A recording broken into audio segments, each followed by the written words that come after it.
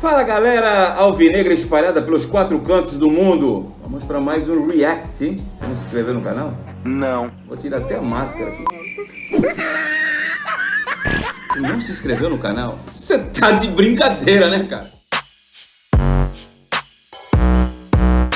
Vamos para as perguntas, hein? O Christian Martins. É brincadeira, hein? Precisando de dinheiro, ainda tem que pagar as custas desta derrota. O Christian tá falando sobre o caso Neymar, né? Já era uma tragédia anunciada, gente. Quando o Santos, através da direção passada, entrou com uma ação contra o Barcelona e contra o próprio jogador, revelado na Vila, segundo os causídicos, os advogados especializados em direito internacional, o Santos dificilmente teria sucesso. E efetivamente foi o que aconteceu, né? É imoral, mas é legal. Até fiz um vídeo sobre isso, porque na minha concepção, mas eu não sou o dono da verdade, houve aliciamento. A partir do momento que o staff do jogador recebe 10 milhões 2 anos antes de uma transferência, houve aliciamento. O Tribunal Arbitral Superior da FIFA não entendeu dessa forma.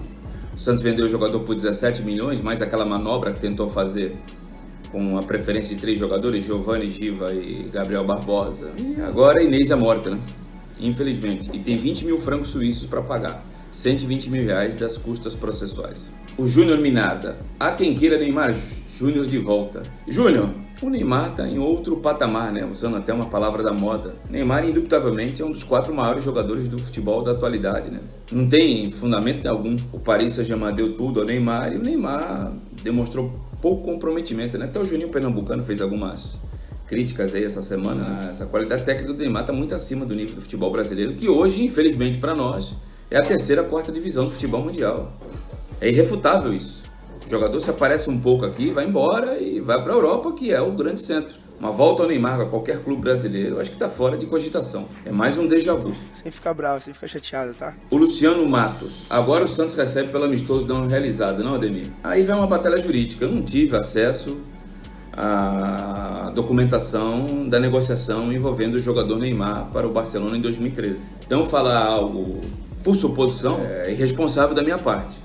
Agora, creio eu, como o jogador deixou o Barcelona em 2017, essa necessidade, essa obrigação foi por água abaixo. O Santos, através da direção, até para desviar alguns focos, né, que estão acontecendo de notícias ruins do clube, diz que ainda tem direito. Segundo o Barcelona, foi feita uma tentativa de marcações de datas nesse período entre o jogador, foi vendido entre o primeiro jogo, o Santos levou de 8, né? Aliás, essa semana fez até, inclusive, aniversário dessa data. Entre o período que o jogador se apresentou ao Barcelona até a saída dele, que o conflito de datas impediu que houvesse isso.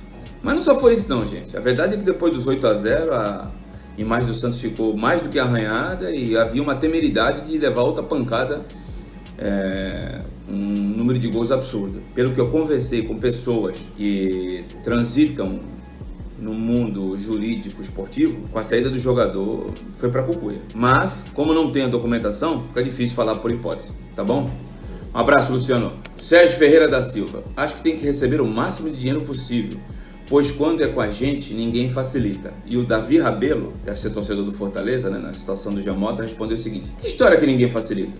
Vocês compraram o Jamota em 10 vezes de 80 mil e a gente não facilita? Que é essa? Sérgio, eu também acho que o Santos tem que receber, até porque o Jamota saiu não, ainda está no Santos, mas está valorizado, principalmente em razão do prêmio da Federação Paulista do ano passado. Ele foi eleito no time comandado pelo São Paulo como o melhor jogador do Campeonato Paulista. O campeão foi o Corinthians, o vice foi o São Paulo, mas o jogador eleito pela Federação Paulista foi o Jamota. E isso valorizou o atleta, né? Creio que o Santos podia ter vendido ele para o Bahia quando ofereceu uma proposta praticamente o dobro dado que o Fortaleza está oferecendo agora. Só para recapitular, até porque entrou uma notícia nova, a informação que eu tenho é de que na sexta passada o Fortaleza tentou pagar 2,5 milhões à vista de reais, mas apenas por 40% do jogador. O Santos tem direito a 80%. A informação que eu obtive na última sexta-feira é a seguinte, é que o Fortaleza ainda fez uma outra atacada.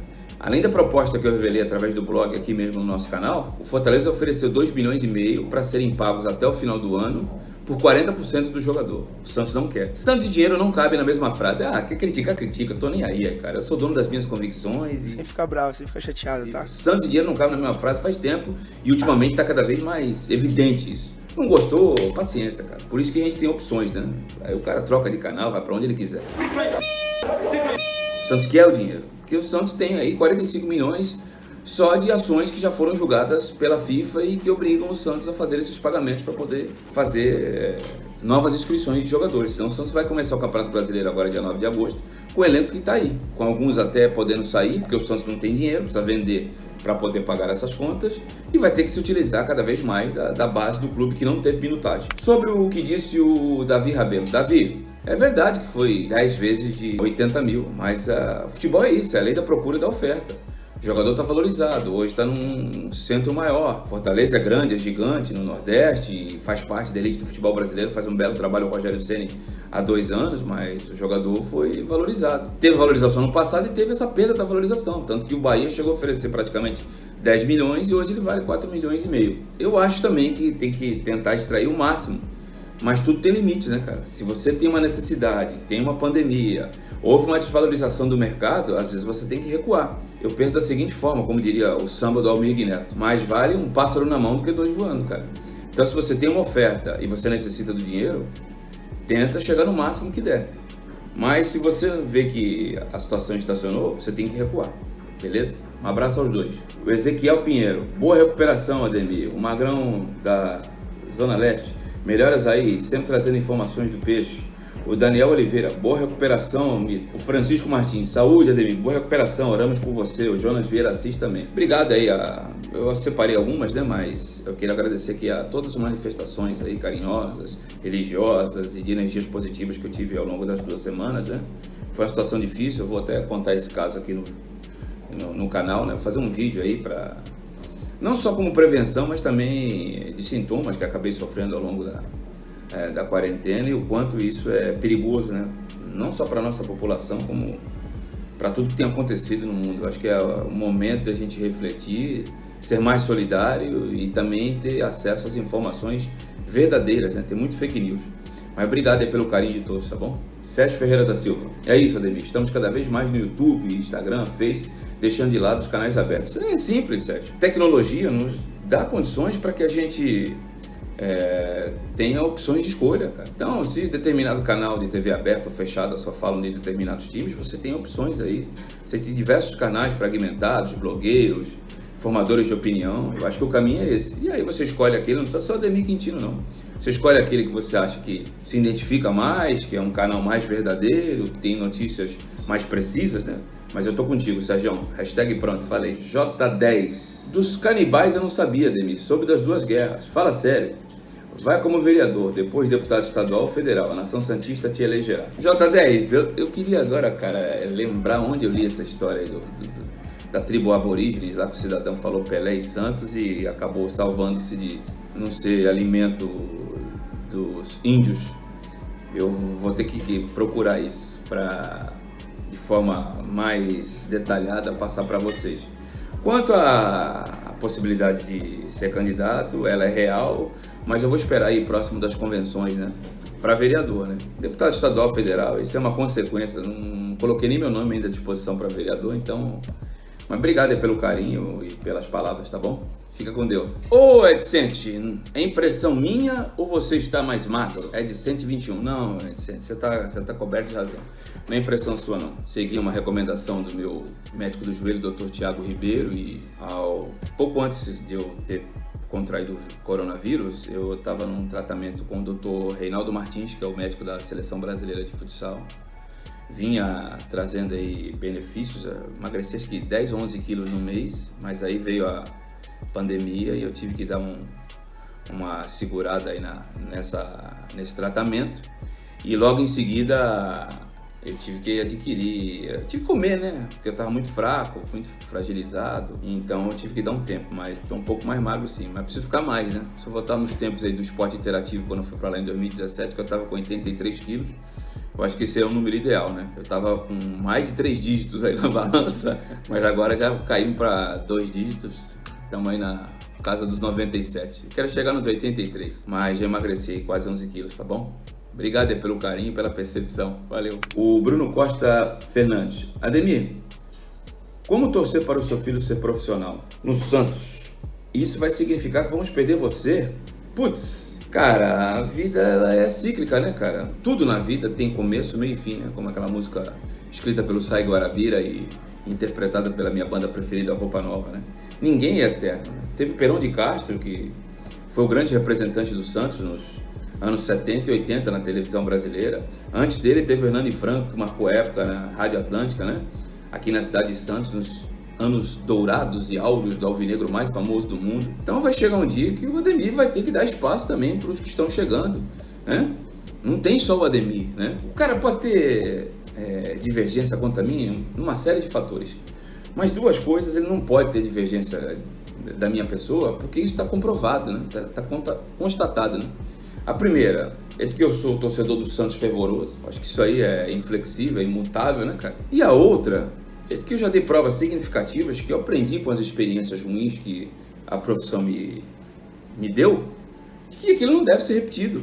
Por exemplo, as situações que são conflitos de interesses. Eu tive uma situação em 2011 que durante 6 meses eu fui assessor de um jogador da base do Santos, que era o Jean Xera. Eu não classifico aquilo tão conflitante assim, e aceitei em razão disso, porque eu cobri os jogos do time profissional.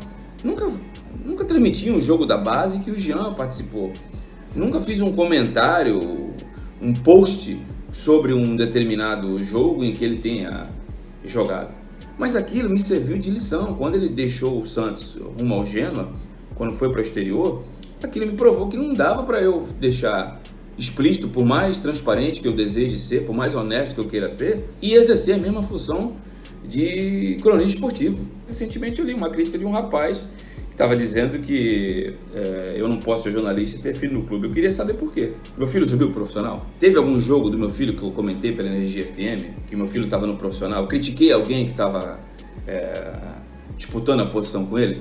Eu usei do fato de ser patriarca dele para beneficiá-lo de alguma forma? Não. Por quê? Porque ele está na base, eu não comento o jogo da base. Toda vez que eu fui assistir um jogo da base que o Andrei esteve em ação, eu fui como pai do Andrei e representante dele, nunca fui como um repórter ou como comentarista, porque eu não trabalhei, nunca ganhei dinheiro para comentar um jogo que o Andrei estivesse em ação. Agora, meu caro Bruno, a vida, você tem que fazer as escolhas, né? E eu acho que vai ser conflitante se o Andrei subir para o time de cima do Santos, jogar no time de cima do Santos, eu tenho que comentar como é que ficaria a família de um jogador que está disputando posição com ele e eu fazer críticas porque meu filho está no banco. Vamos colocar também de forma inversa. O Andrei está jogando mal, e como é que ficaria a minha posição como profissional que conquistou essa credibilidade ao longo de muitos anos, já são 20, estou indo para 24 anos de crônica esportiva. Como é que você enxergaria as minhas opiniões com o Andrei jogando mal e tendo alguém no banco pedindo passagem? Isso é conflitante. A vida é movida de sonhos, né? E um deles eu tenho esse, que meu menino possa subir num curto espaço de tempo para o time profissional, eu ter a satisfação, e nesse dia vai ser conflitante, mas vai ser uma espécie de despedida, uma até logo, de eu poder entrevistá-lo na beira do campo, de eu poder, de repente, estar numa cabine comentando o jogo, ou no estúdio da emissora que eu trabalho e colocarem a escuta nele, eu poder trocar uma ideia com ele, não como pai e filho, como pai e filho também, mas como um profissional da crônica e como alguém que lutou e atingiu o seu objetivo primeiro de ser jogador profissional. Então, cara, muito provavelmente o Andrei no Santos não tem condições de eu seguir fazendo comentários dele no time de cima, né? Só fica esse reparo aí, desculpa se eu fui prolixo, dessas críticas que, graças a Deus, não me atingem, né? Só estou comentando aqui até para vocês terem as suas respostas, a opinião que vocês acham, né? Eu até hoje nunca comentei, nunca escrevi. O máximo que eu fiz foi o seguinte: o Santos joga hoje na categoria sub-20, meu filho é do sub-20, contra o time tal no lugar tal. E posterior a isso, numa retranca, o máximo que eu fiz foi: o Santos venceu hoje o time tal no lugar tal com gols de tal, tal e tal. Nunca emiti opinião a respeito do meu filho. Então tudo aquilo que eu construí, que é o fato de ser identificado com o Santos, de ser um cara honesto, verdadeiro, sem caça-cliques, falar que fulano de tal está sendo contratado para ganhar um número demasiado de cliques e o Google Analytics me pagar um pouco a mais porque teve um número de visitações do meu canal ou no blog. Isso não faz parte da minha índole. Prefiro sair de cena, me retirar, tentar uma outra profissão, porque em breve eu não vou ficar cuidando da carreira do Andrei o tempo todo. Até porque é outro conflito, né? Por exemplo, no primeiro contrato profissional que ele assinou, todos devem ter achado estranho, porque não houve contraproposta da nossa parte. O que o Santos ofereceu, nós aceitamos. Fiz um pedido, fiz 2 pedidos, o presidente não aceitou, assinamos. Mas sabe por que eu fiz isso? Porque muitos perfis aí, tem um até que sumiu aí, já faz um tempo que não aparece, eram utilizados por gente maldosa para denegrir ou depreciar a imagem de alguém que é identificado com o clube. E a partir do momento que eu oferecesse resistência para assinar um contrato do meu filho, iam falar que eu não sou tão santista assim, que o cara diz que é santista, mas na hora de assinar um contrato coloca situações. Foi um momento que eu entendi, junto com o meu menino, que era o momento de dar um passo para trás para dar 2 para frente, mas daqui em diante vai ter logo em breve aí um representante, e aí o representante conversa com o Santos. E eu prefiro ir para arquibancada, soltar alguns palavrões, poucos, durante as partidas, principalmente para o trio de arbitragem, e torcer bastante por ele. Tem momento para tudo. Eu acho que até aqui, se não fui o melhor condutor da carreira dele, por falta de experiência, fui aquele que lutou pelos objetivos dele enquanto pai e representante. Daqui por diante, eu acho também que é a hora de eu sair de cena, independente do gestor que vai estar à frente do Santos, tá bom? Mas, Bruno, foi ótima a tua colocação e, repito, é conflitante. Não dá para ele, no profissional, eu permanecer seguindo, escrevendo ou falando do Santos. Na Energia FM, independente, se eu for candidato a vereador e vencer o pleito, político não é profissão, político é mandato. Eu vou continuar atuando pela Energia FM aí nos jogos. Mas se meu filho estiver sendo constantemente relacionado, eu vou pedir para o Sombra e para a emissora para me tirar dos jogos do Santos. Ou se participar dos jogos do Santos, cobrindo o time adversário. É conflitante. Eu zelo muito por tudo aquilo que eu construí.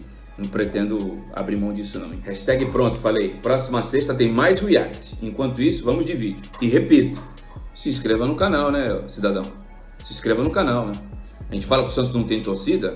A prova de que o Santos tem um número significativo de torcedores, e foi provado isso na rede social, o Santos é um dos times com maior engajamento nas redes sociais, é você se inscrevendo no canal e fazendo com que a gente tenha um número maior possível de participantes e de inscritos aqui no nosso canal. Hashtag pronto, falei. Tamo junto, galera. Valeu.